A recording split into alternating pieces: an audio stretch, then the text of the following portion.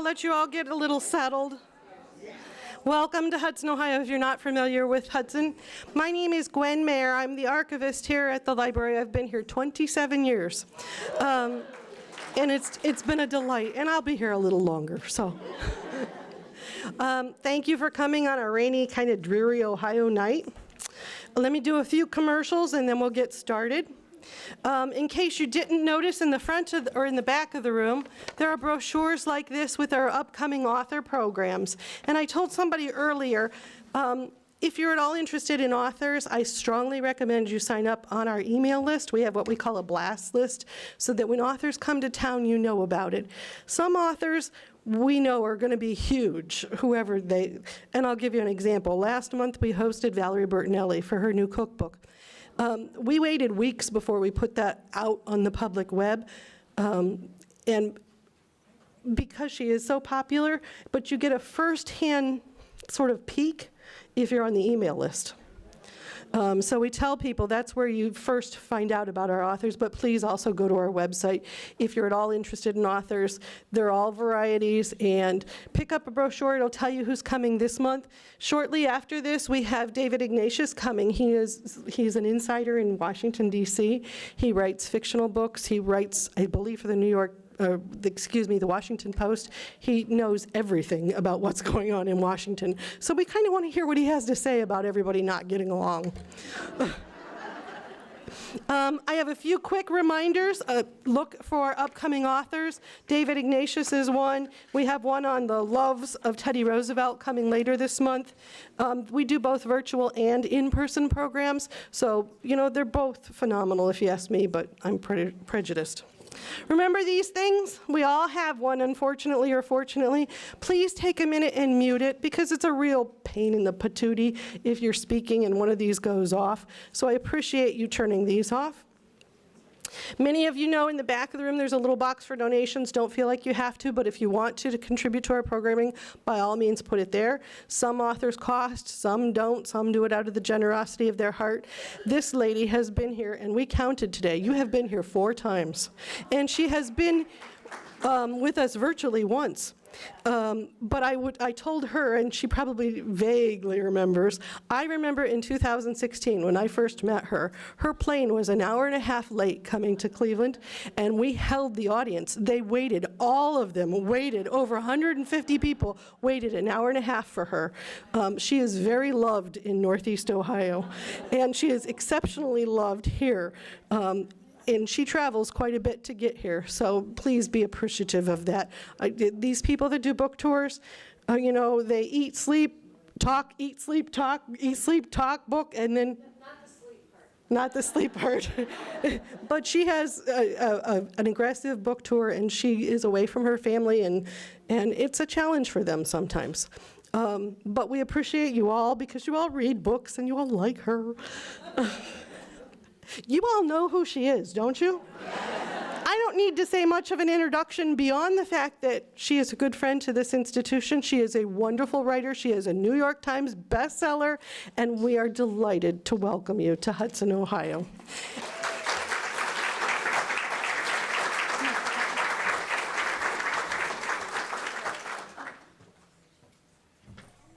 Well, thank you so much, Gwen.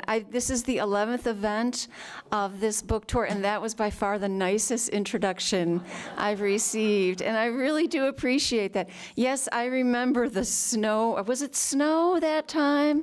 I know there was once where I couldn't get here at all, I think, because Ohio was shut down. All the freeways were shut down because of snow, and so I was in Grand Rapids, and we were trying to get here, and then we just had to fly on to the other city. But at least we made it that time. But the good news is this time I didn't fly into Cleveland.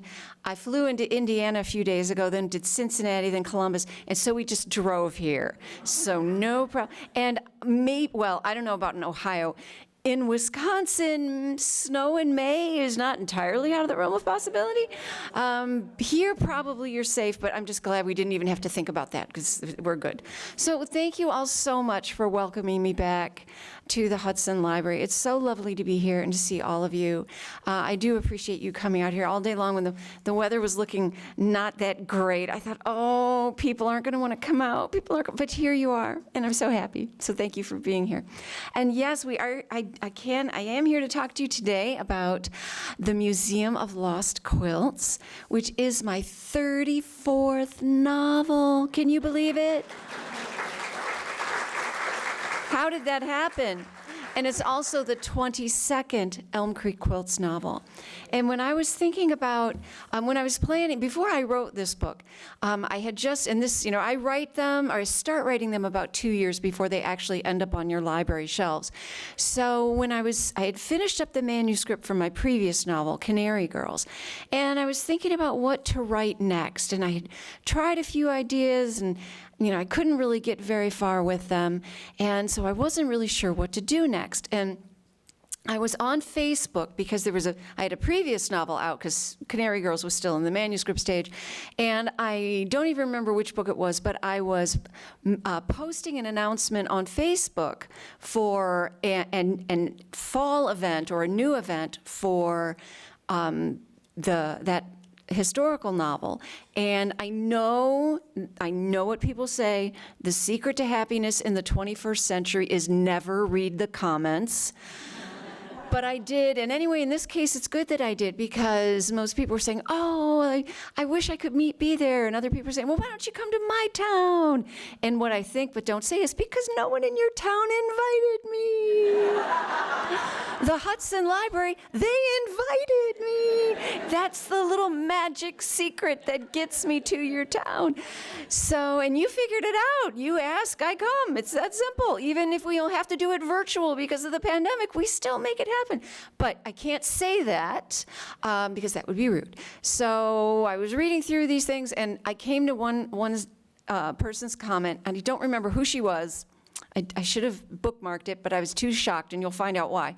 She wrote, I really enjoy your historical fiction, but I would just like to read one more Elm Creek Quilts novel before I die.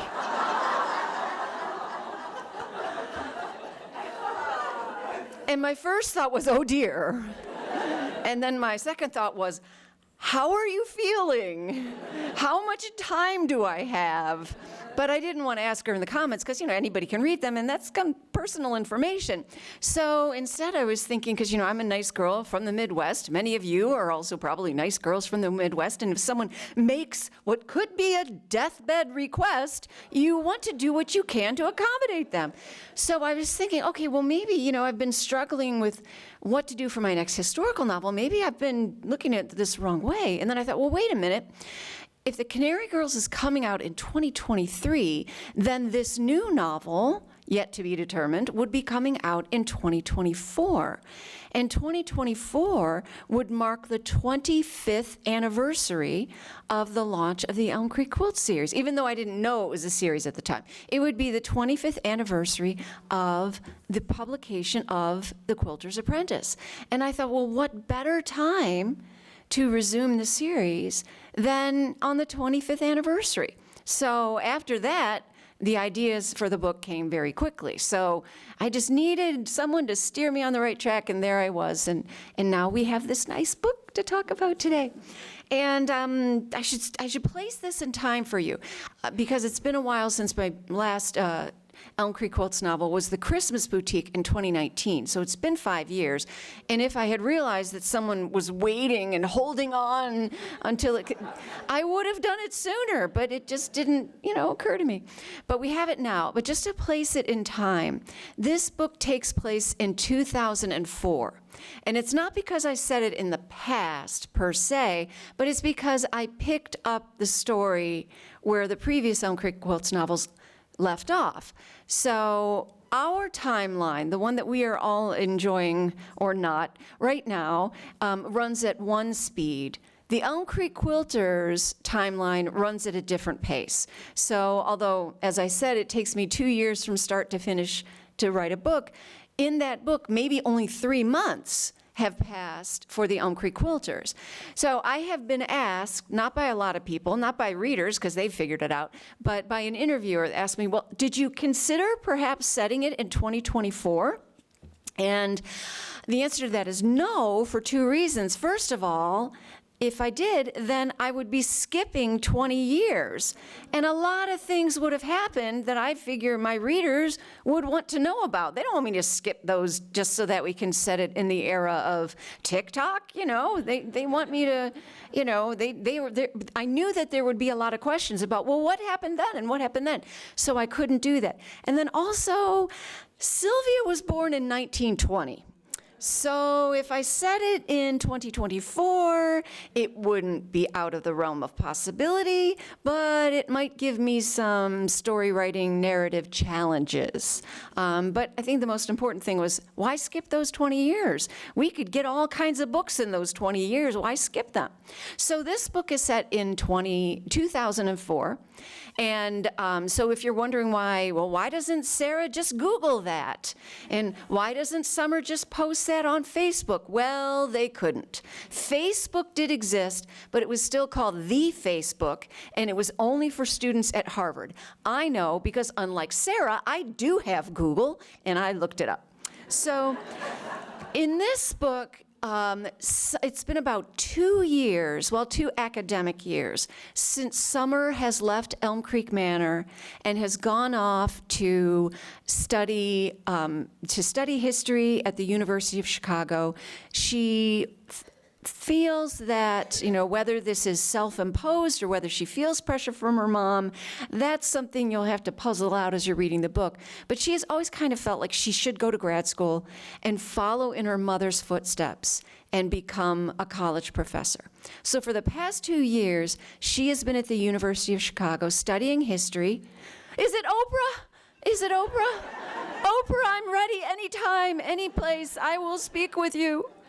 It's never Oprah.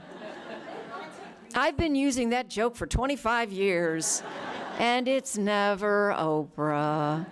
One day it might be Reese or it might be Jenna, but it's never gonna be Oprah.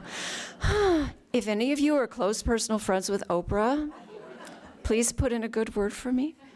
But in the meantime, we're back in 2004, and Summer has told all of her friends that she's not going to be home for the summer. She's planning to get her master's degree in May, and then she's going to stay for the summer quarter and jump right into her PhD studies.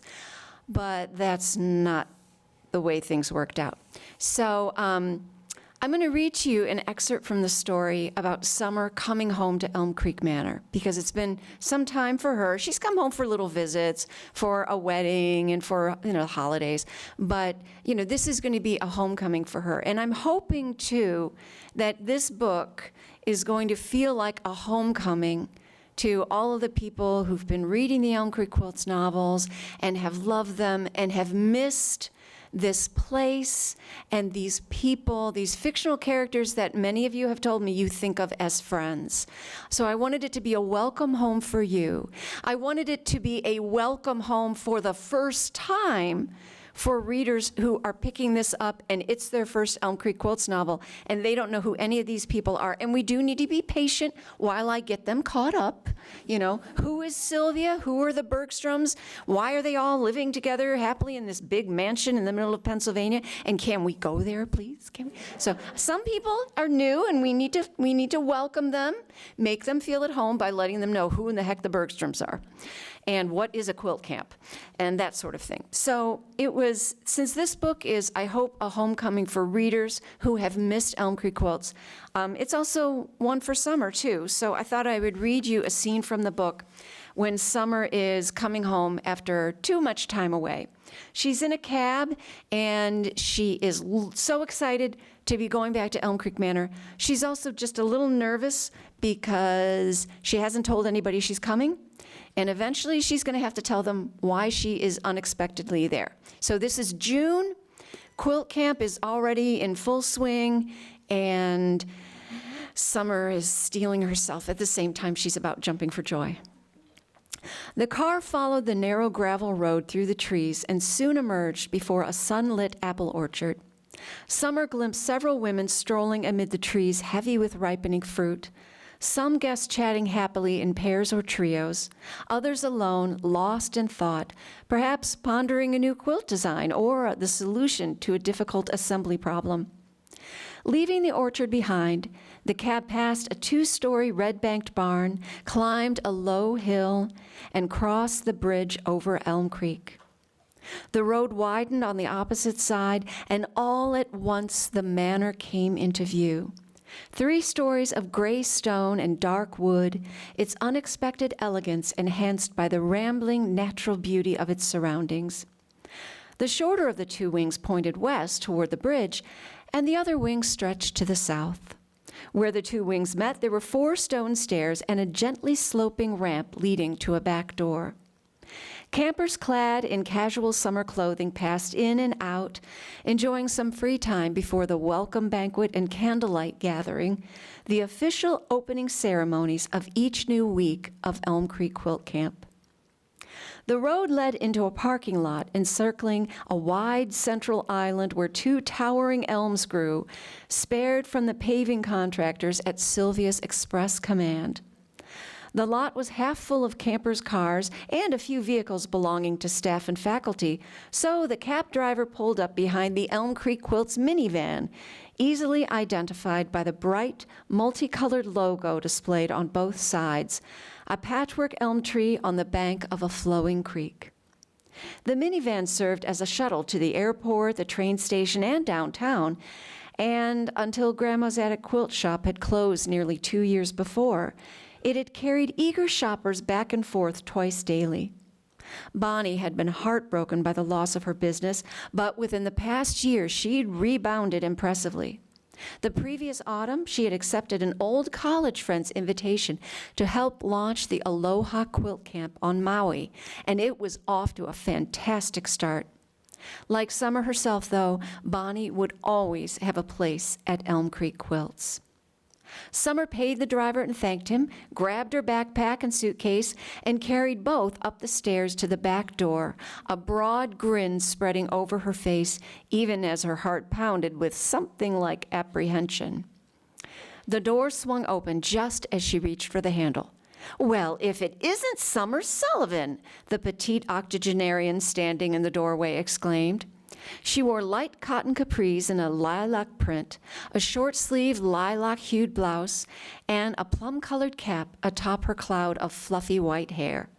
"Hi, Vinnie," Summer greeted the camper, surprised. A lively favorite of the faculty, Vinnie attended Elm Creek Quilt Camp every August to celebrate her birthday and to reunite with far-flung quilting friends she had met on previous visits. "You're here early this year." "Oh, yes. One of the other cross-country quilters couldn't make it during my birthday week, so we adapted." Vinnie shrugged cheerfully. "Are you teaching this week after all? Sarah said you weren't. Is she holding out on me?" "No, Sarah's right. I don't have any classes scheduled this week."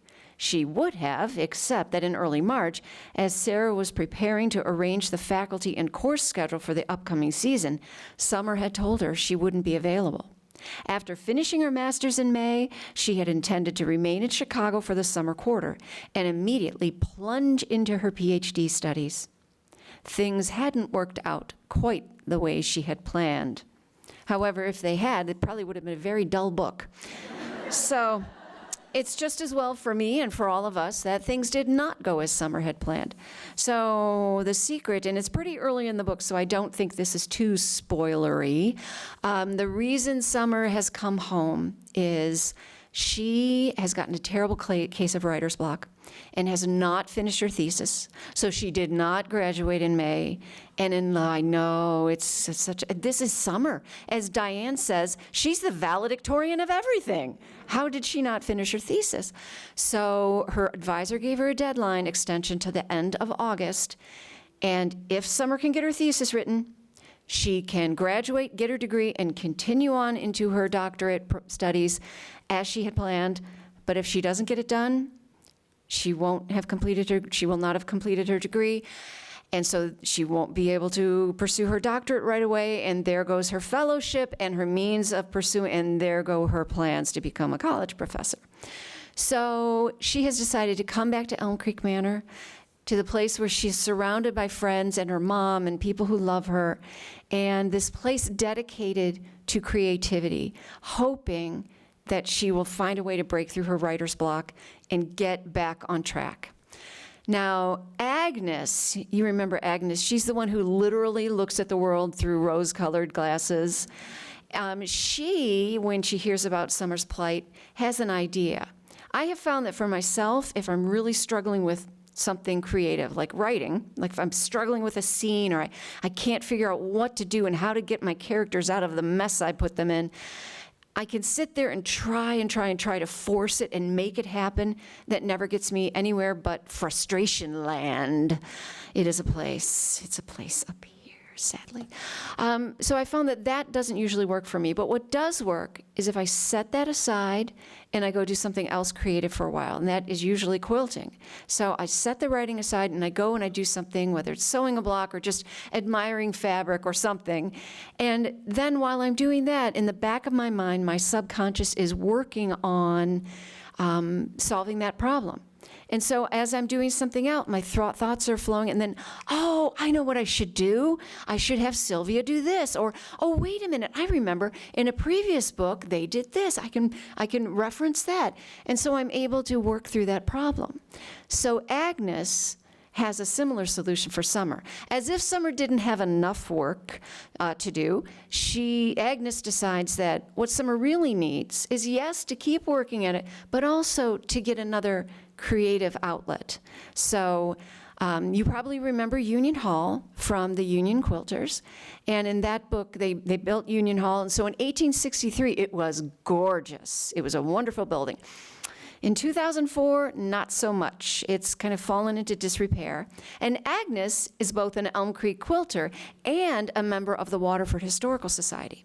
So she's involved with a capital campaign that they're going to hold to raise the money that they need to get the building back into, a habitable condition, so it won't be, deemed a public hazard and be raised by the local zoning board. So Agnes decides that the best way to launch this capital campaign is with a gala celebration with a centerpiece of a quilt exhibit. But not just any quilt exhibit. It's an exhibit of quilts that have some important connection to local history, whether that is because of the people who made the quilt or because of some part of local history that it captures. That's up to Summer to decide, because Agnes believes that Summer, who has lived in Waterford since she was in elementary school, she is, of course, an expert quilter, and she's also a trained historian. She would be the perfect curator for this exhibit. So Summer's first job is to go around and find suitable quilts for this exhibit and to learn about their history and then write up a description of each one and get each one ready to display.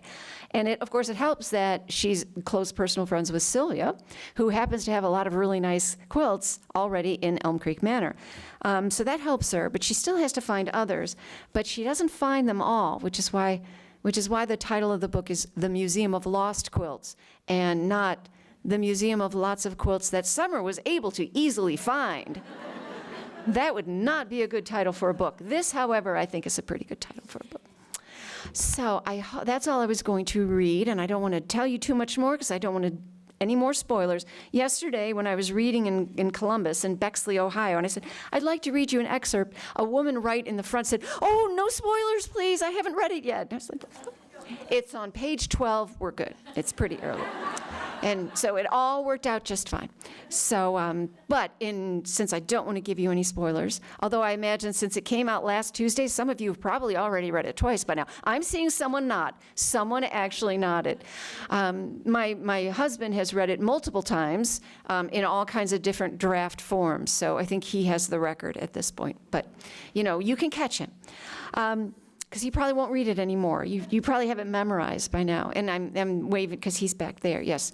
So I do travel, and it's true that I do sometimes have to leave my family behind. But now that the boys are 21 and 24, they're, pretty self-sufficient. So Marty can come with me. He can join me on my travels, as he has sometimes in the past. So, but I would be happy. We have some time for some questions. So if anybody has, yes, right there. I am a quilter, and thank you You're welcome. About quilting.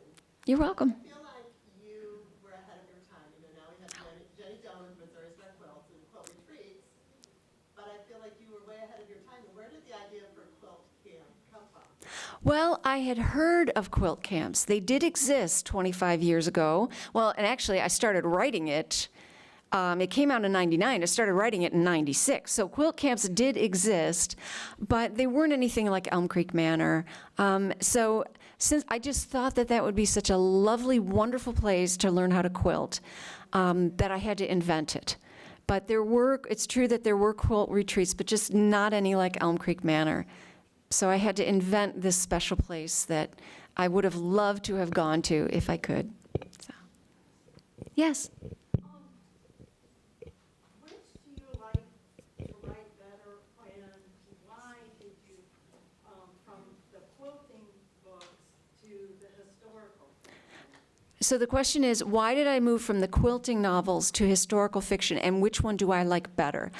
I can see how for some readers, it does seem like a sharp dichotomy between two different styles of books and two different genres.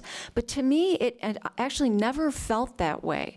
I've always been fascinated with history, especially with women's roles in history, and strong actual women, historical figures who we should have learned about in history class, but we didn't. Sometimes it's because somebody else claimed credit for their inventions or their ideas. Sometimes it was because they just weren't included in the narrative. Maybe they were included in the footnotes of someone else's story, but we didn't. And women weren't just sitting around, women were very much involved in all of our human history. And I wanted to bring out some of those stories of people that I thought were so fascinating, they really, really deserve to be remembered. But since I've always loved history, it has always found its way into my stories, even in the Elm Creek Quilts novels. So the first time I heard that question, I was actually kind of surprised, because to me, there's been historical fiction throughout the series. Even in The Quilter's Apprentice, we have the contemporary story. Well, it was contemporary when I wrote it. I think it was like 1996. I think that's when the first book. Now it's historical fiction. In fact, at least 2 websites that I'm aware of, and I've been traveling, so maybe even more, have put this on their best historical fiction list. It was the best historical fiction of April, and then it was on a list of the best historical fiction of spring. It was also called one of the most uplifting books of 2024.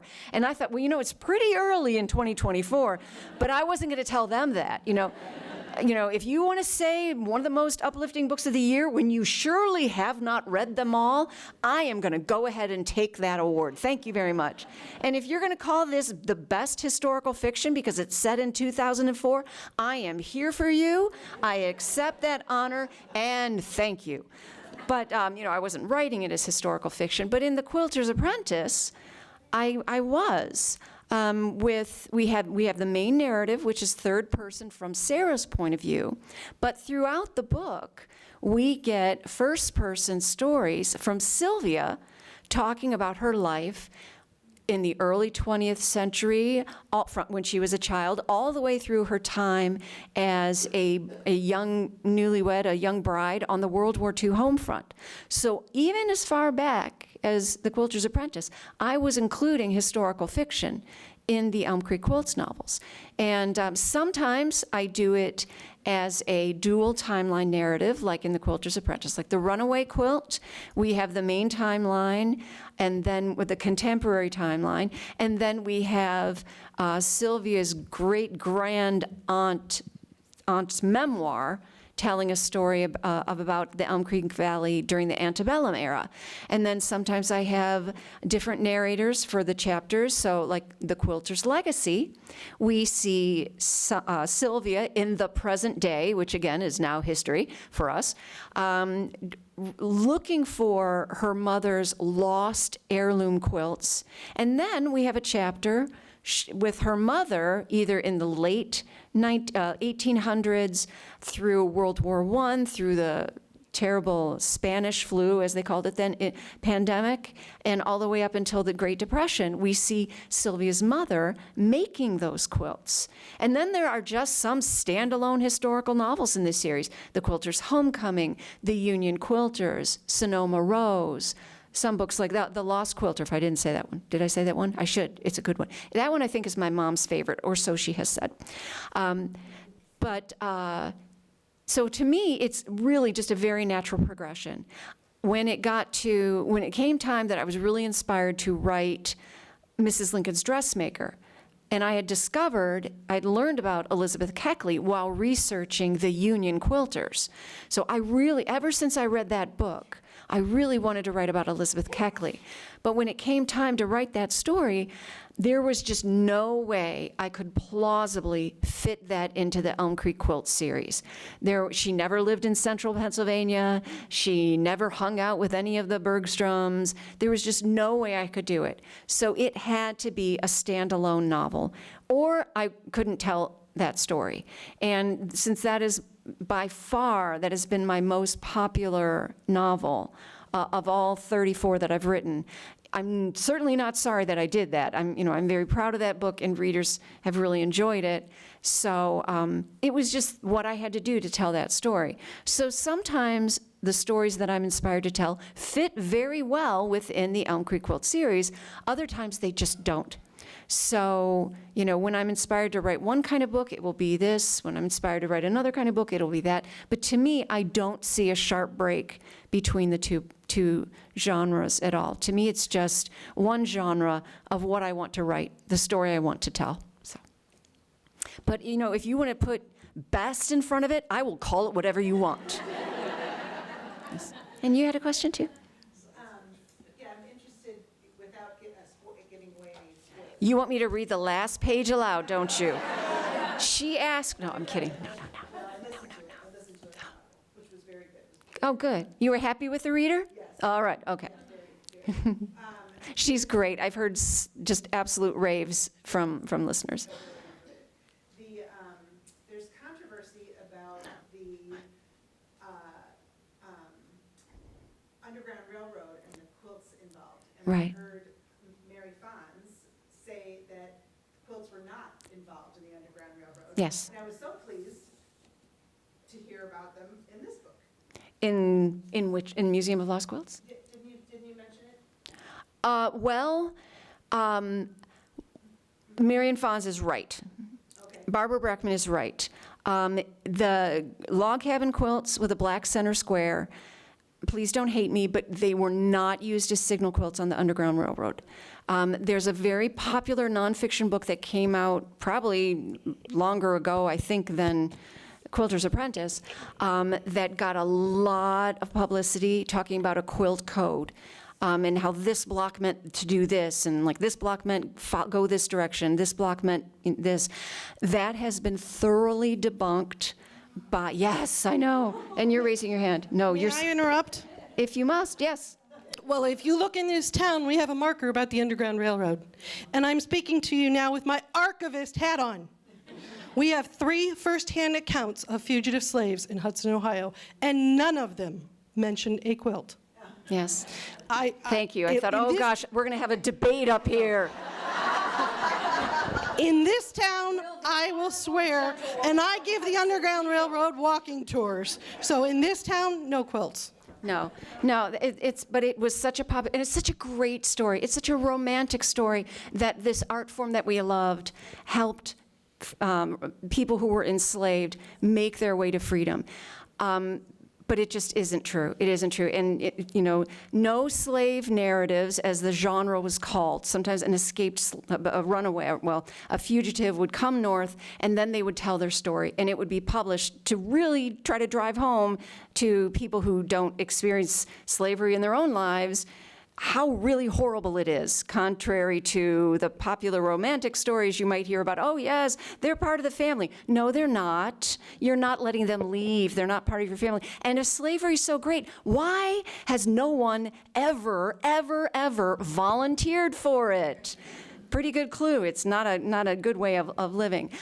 So that never shows up in any of those accounts of slaves making their way north. Now, you could say, part of the reason you don't tell, once you're free, you're not going to tell everybody all the secret codes that helped you get free. Okay, but after the war, after when freedom was the law of the land, it should have been okay to talk about them. There are no existing quilts of that era. So there's all kinds, and Barbara Brackman writes about this extensively. I really do encourage you to look at her work because she's a quilter and a historian, much like Summer.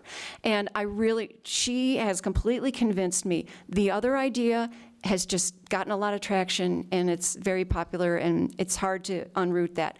What I said when I wrote the runaway quilt is I thought, well, maybe this is a way that the myth came from, because whether myths are true or false, I want to know where they came from. That fascinates me. That's part of the folklore of quilting.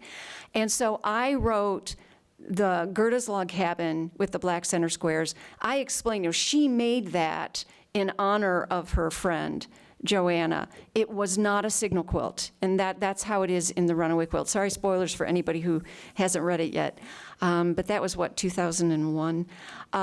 So in my books, I do not say that there was a quilt code. I do not say that log cabin quilts with the black center square were signal quilts, because although I believed the legends and the myths when I first heard them, and I thought they were really cool, when Barbara Brackman and other scholars came out with their evidence, with their historians and archivists' evidence, I found it very credible. They showed their sources. That's something that, I want to see where, if you're going to give me, cite your, this is something from when I was teaching, and also when I was in grad school, or just writing English papers. You got to show me your evidence, show me your sources. Are they credible? It's something that I do when I write my historical fiction, too.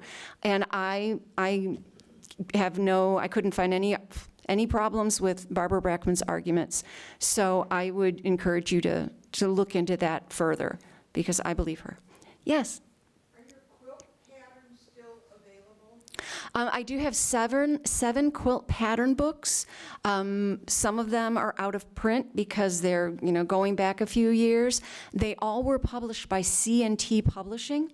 Some of them are still available, especially the most recent one. Others they have also kept in print. Some are available as print-on-demand books, and others are available as e-books. But I would encourage you to go to the C&T Publishing website. I think it's ctpub.com, and then just type in my incredibly complicated last name. I know. It came with the guy, And so I'd encourage you to do that. Pardon me? But yeah. My last name? Oh, I wouldn't do that. Yes?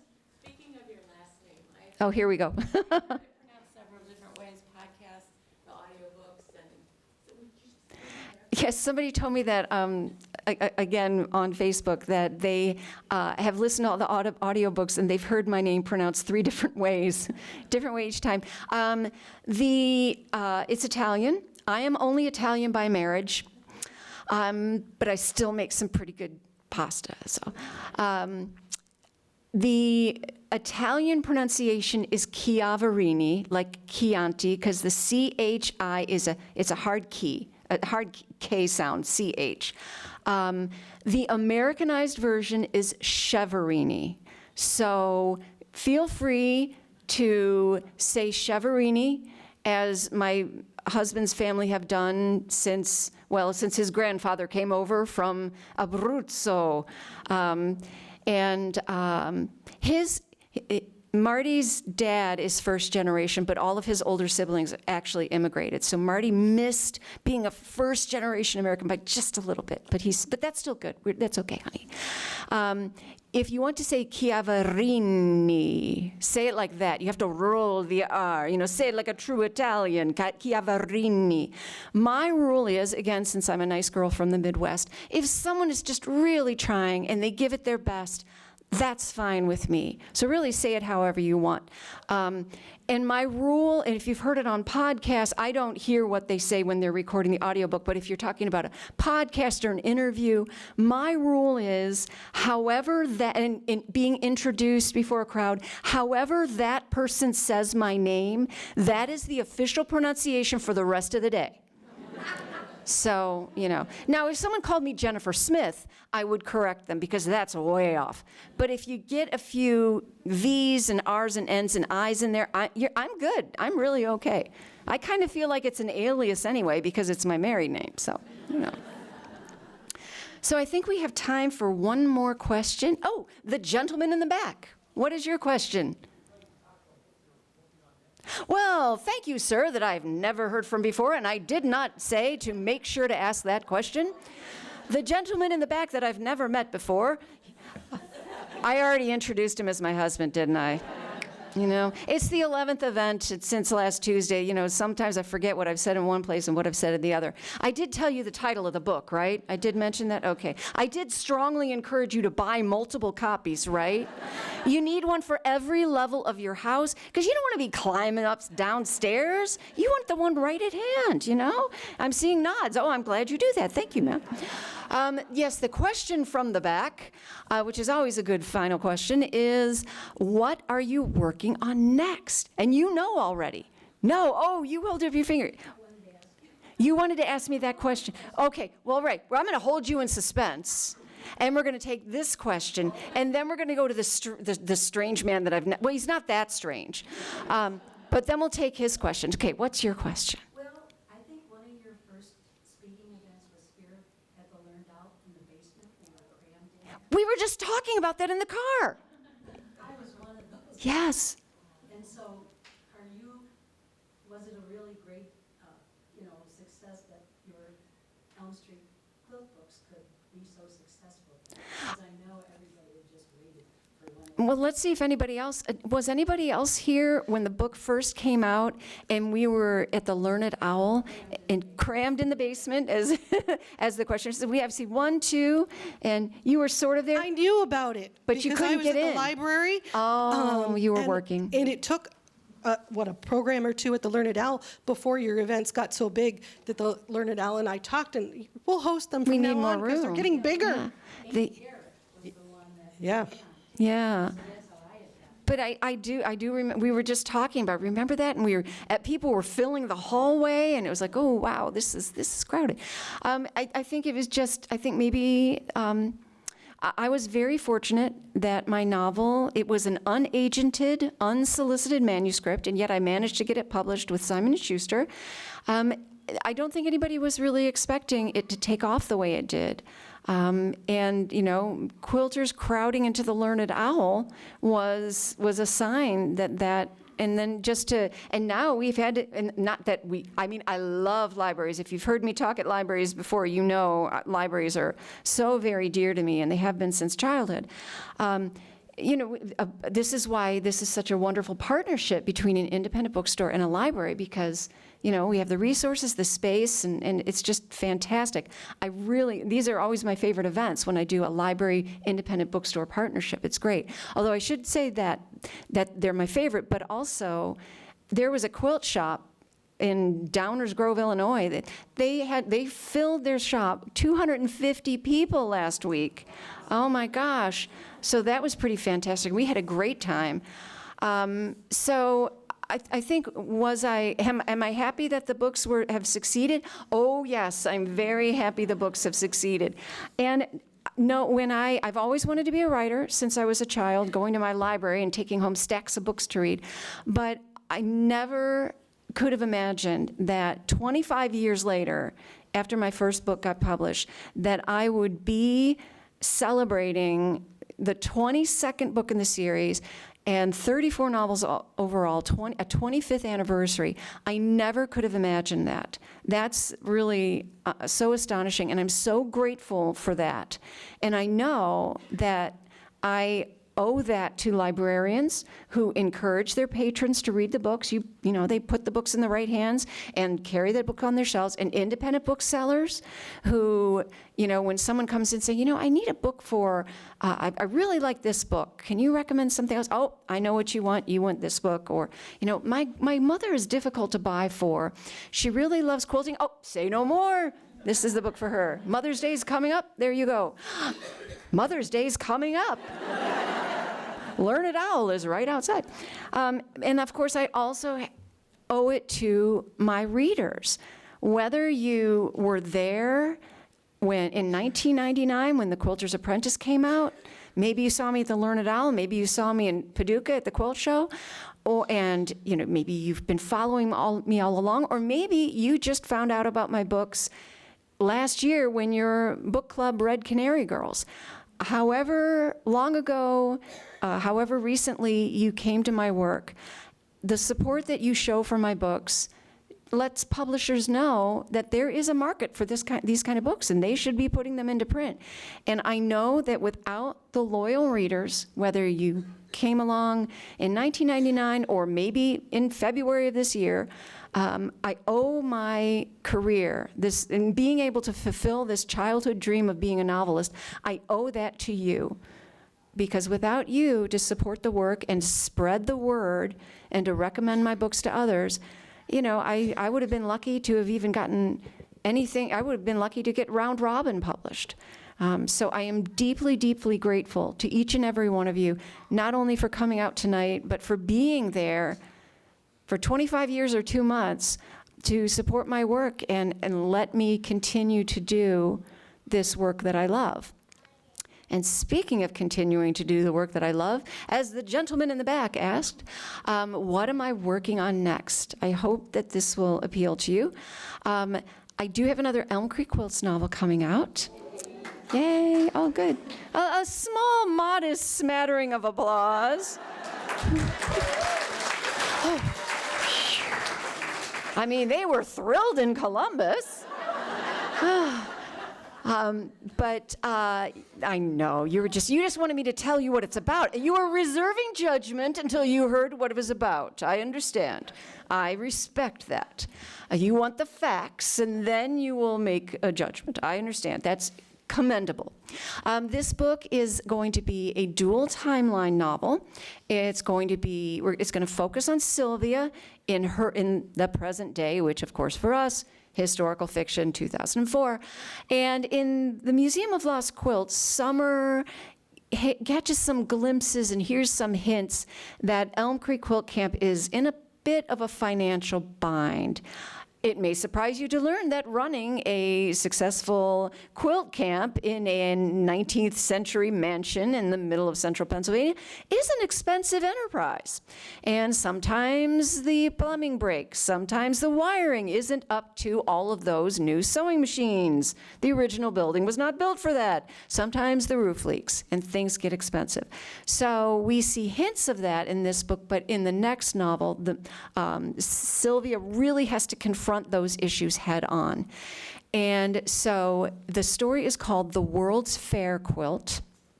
And it was inspired by something that came up very briefly in a previous novel.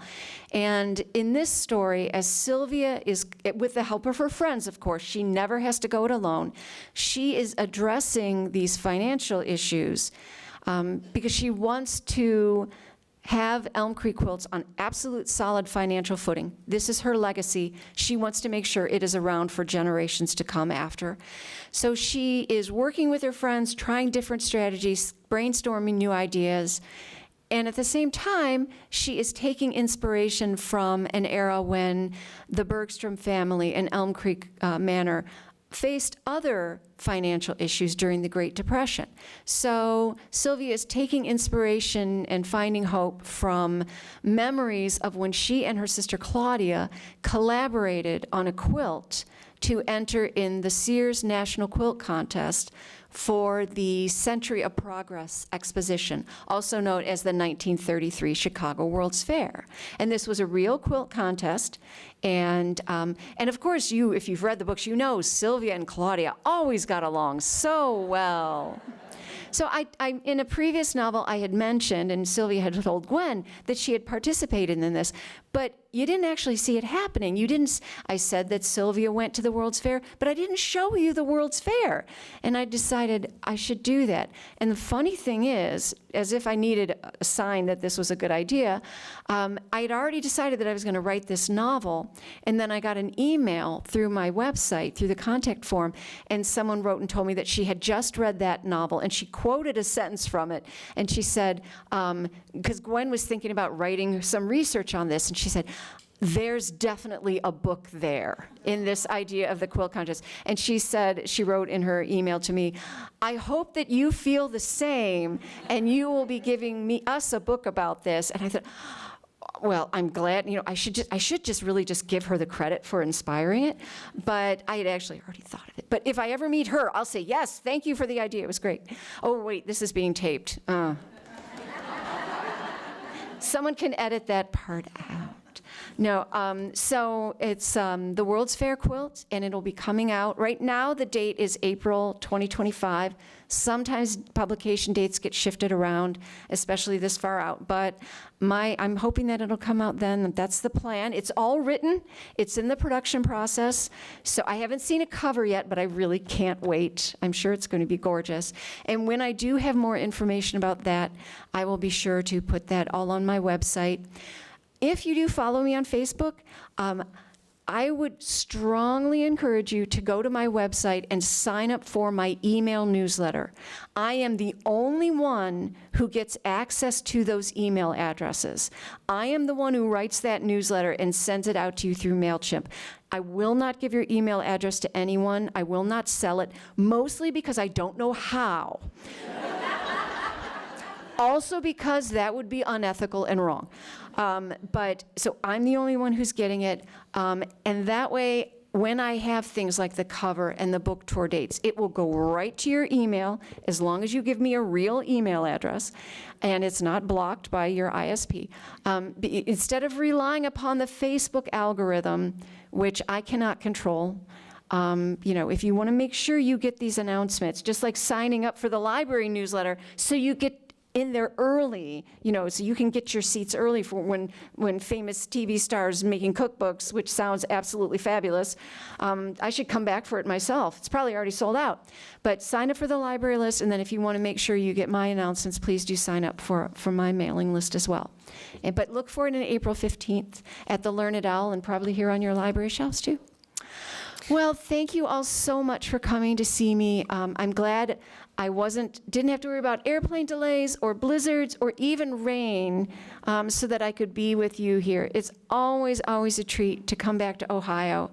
And because I was born in Ohio, you knew that, right? I was born and I was born in Cincinnati, I also lived in Sylvania. You probably knew that already from previous visits. But it's always wonderful to come back. And I hope that we'll all be here again sometime soon for more Elm Creek Quilts novels, whether they're historical or contemporary or whatever. I hope that you'll enjoy the ride. I hope you'll enjoy reading them as much as I enjoy writing them. Thank you Please so remember, much. we're going to the Rotunda for book signing and refreshments. Go out the door, hang a left. Thank you, Jennifer.